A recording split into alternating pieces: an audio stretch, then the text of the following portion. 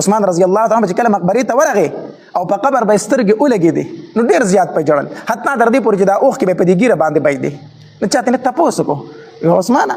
د جنت ذکر کېږي د جهنم ذکر کېږي دومره نه جاړې، خو چې کله مقبرې ته راشي او قبرستان ویني او قبر ویني بیا ډېر جاړې، او د جهنم ذکر چې کېږي دومره نه جاړې. دا ولې؟ عثمان رضی الله تعالی ته وفرمایل وی دا قبر چې ده که نه دا د آخرت د پوڼو نه اولنۍ پوڼی ده دا قبر. کو په دې منزل کې ته کامیاب شوې خو وروستو نورو منزلونو کې به هم کامیاب شوې، خو که د قبر په دې منزل کې ناکامه شوې وروستو بیا ناکامي او ناکامي ده، بیا خو کامیابي نشته ده.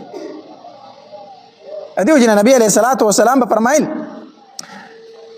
وی ما ته دا یره ده که نه چې تاسو به د خپل مړي دفن نه کوئ، که نه ما به الله تبارک وتعالی ته فرمایلي وي چې تاسو ته د عذاب قبر ښودلی وي، خو تاسو به خپل مړي بیا دفن نه کوئ.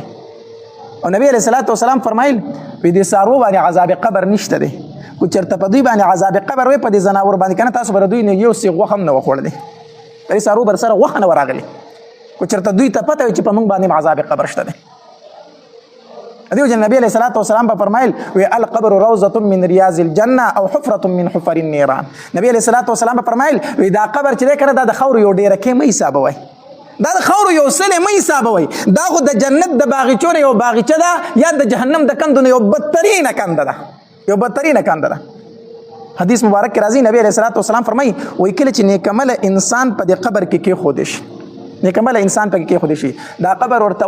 وایي زما په شا زما په ملا چې څومره خلک ګرځېدل که نه په هغې ټولو کې ما ته ته خوښ وي، او ما وی چې ته به کله زما غېږې له راځې، نن زما غېږې له رالې ته ګوره زه ستا سره څومره ښه سلوک کومه. حدیث مبارک کې راځي وایي د جنت بستره ورته وغوړولی شي، د برې نه اواز وشي البسوه من الجنه وافرشوه من الجنه، د جنت جامې ورته واغوندوئ، د جنت بستره ورته خوره کوئ، او د جنت د طرف نه یو کړکۍ ورته کولاو کړئ چې دا خوشبویانې ورته راځي او دا قبر پې کولو شي. خو چې کله بدعمله انسان په دې قبر کې کېښودی شي نو حدیث مبارک کې راځي نبی علیه السلام فرمایي وي دا قبر ورته وي دا ځمکه ورته وي وایي زما په شا چې څومره خلک ګرځېده که نه په هغې ټولو کې ما ته ته ناخوښه وي، ځکه چې ده په دې ځمکه باندې چغلي کوله، قتل یې کو، غیبت یې کو، زنا یې کوله، غلا یې کوله، هر قسمه ګناه ده په دې ځمکه کوله. نو کله چې انسان په دې ځمکه باندې ګناه کوي دا ځمکه ورته خیرې کوي، ښه دې ځمکې ته ډېر زیات تکلیف میلاویږي د دې انسان د ګناه د وجې نه. نو دا ځمکه ورته وایي زما په شا چې څومره خلک ګرځېدو په هغې ټولو کې ته ماته ناخوښه وي،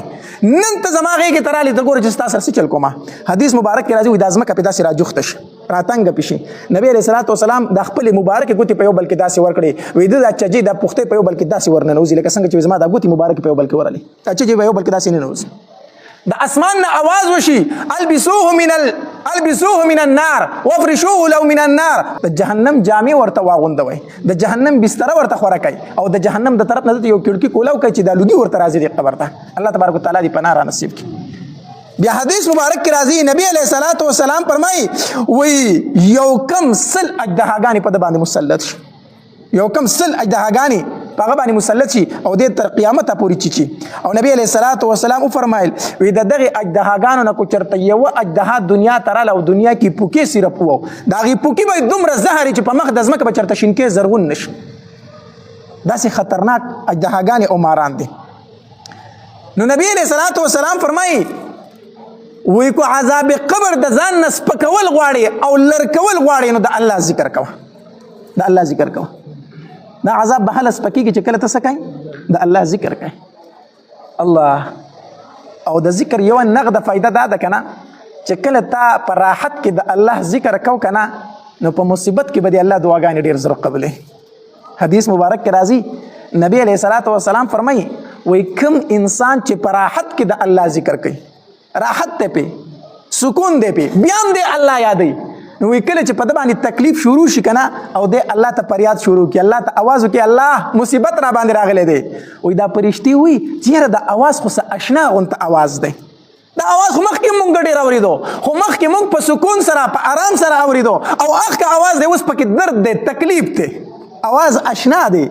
مخکې مونږ دا اواز اورېدو چې الله به یادو، اوس هم هغه اواز اورو چې الله یادوي، خو مخکې پکې درد نه و او اوس د یو کمزوري او د یو ضعیفه اواز غونته کې ښکاري، د یو کمزوري انسان اواز ښکاري. نو چې معلومات وکړي وایي او دا هغه انسان دی چې الله به یې ډېر یادو خو نن پې تکلیف راغلی دی، نن په سره راغلی تکلیف راغلی. نو دا پرشتې الله ته د دې انسان سپارش شروع کی وی الله چې کله په سکون کې و کله په آرام کې و ته ډېر یاد کړی الله اوس په مصیبت په تکلیف کې دی الله دا تکلیف دې نه لرې کا ته دې انسان پرشتې الله ته بیا سپارش کوي. او چې کله یو انسان په راحت کې الله نه دی یاد کړی او په دې باندې کله مصیبت راغی او دې الله ته آواز وکړي نو دا پرشتې وایي دا خو ډېر څه ناشنا غونته آواز دی دا خو مخکې موږ نه دی اورېدلی چېرته دا خو مخکې مونږ نه دی اورېدلی خو اوس مې چېرته تکلیف دی او دا آواز اورو ناشنا آواز دی مخکې مونږ دا نه دی اورېدلی. الله نو په سکون کې په آرام کې په اطمینان کې په خوشحالۍ کې الله یاد کا په وخت د تکلیف کې به ته الله یاد کړي. فرشتې به دې الله ته سپارش وکړي. الله